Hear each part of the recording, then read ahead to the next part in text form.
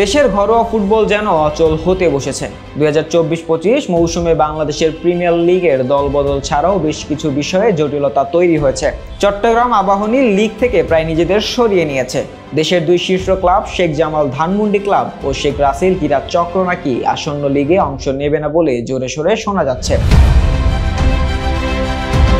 এবার প্রিমিয়ারে ওঠা young men's ফকিরের পুল ক্লাব ও ঢাকা ওয়ান্ডার্স ক্লাবের অংশগ্রহণও শঙ্কার মুখে। এতগুলো ক্লাব লিগ থেকে সরে গেলে নিশ্চিতভাবে জাতীয় ফুটবলারদের পাশাপাশি অন্য ফুটবলাররা বিপাকে পড়তে যাচ্ছেন, যাদের উপার্জনের প্রধান উৎস ফুটবল।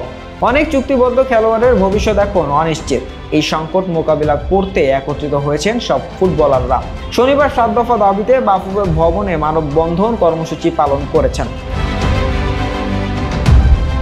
18 আগস্ট আরো বড় পরিসরে কর্মসূচি পালন করতে হবে। বাফুফে ভবনে তাদের সঙ্গে একাত্মতা জানাতে জাতীয় দলের সাবেক তারকা ফুটবলাররা থাকবেন বলে নিশ্চিত করেছেন মানববন্ধনে অংশ নিতে আসা ফুটবলাররা। আশরাফুল ইসলাম রানা, শহীদুল আলম সোহেল, তহিদুল আলম সবুজ, রেজাউল করিম রেজা, ইমন মাহমুদ বাবু, হাবিব রিপু, রায়হান হাসান, রহমত মিয়া, শাকিল আহমেদ, রিয়াদুল হাসান রাফি, মোহাম্মদ নাইম, ফয়সাল ওমর বাবু, আবু সাইদ, মেহেদি রয়েল, মান্নাফ রাব্বি, আমিনুর রহমান সজীব, মোনায়েম খান রাজু ও প্রিমিয়ার লিগের বিভিন্ন ক্লাবের জার্সিতে খেলা প্রায় 50 জনের একটি দল আজ বাফুফে ভবনে এসে তাদের 7 দফা সম্মিলিত চিঠি বাফুফে পেশাদার লীগ কমিটির কাছে হস্তান্তর করতে চেয়েছিল।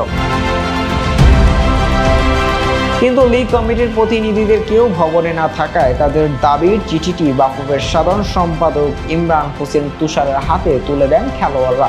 খেলোয়াড়দের দেওয়া 7 দফা দাবিগুলো হলো: অনতিবিলম্বে দল বদল পেছানো নিশ্চিত করতে হবে, লিগে প্রত্যেক দলের অংশগ্রহণ নিশ্চিত করতে হবে, দায়সারা লিগ চালানো যাবে না, যে দলগুলো খেলবে না বলেছে ওই টিমের কনফার্ম করা খেলোয়াড়দের দায়ভার কে নেবে, এবছর বিদেশি খেলোয়াড় ছাড়া লিগ চালাতে হবে, যে সকল পৃষ্ঠপোষক প্রতিষ্ঠান ইতোপূর্বে ক্লাবের স্পন্সর ছিল তাদের পুনরায় ক্লাবের স্পন্সর করার ব্যবস্থা করতে হবে এবং যুব ও ক্রীড়া মন্ত্রণালয়ের উপদেষ্টার সঙ্গে সকল খেলোয়াড়দের একটি মিটিং আগামীকালের মধ্যেই ব্যবস্থা করতে হবে।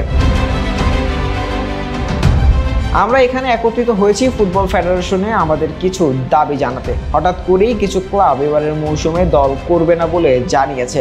এতে করে আমাদের অনেক ফুটবলারের ভবিষ্যৎ অনিশ্চয়তার মধ্যে পড়ে গেছে। প্রায় 100 জনের বেশি রানিং ফুটবলার কোনো দল পাচ্ছে না। আমরা চাই ফুটবল ফেডারেশন এই বিষয়ে চেষ্টা করুক, দলগুলোর সঙ্গে কথা বলে তাদের খেলানোর বিষয়ে রাজি করা। এছাড়া আমরা বর্তমান সরকারের যুব ও ক্রীড়া উপদেষ্টার সঙ্গে বসতে চাই বলে জানান জাতীয় দল ও আবাহনীর সাবেক ফুটবলার রেজাউল করিম রেজা।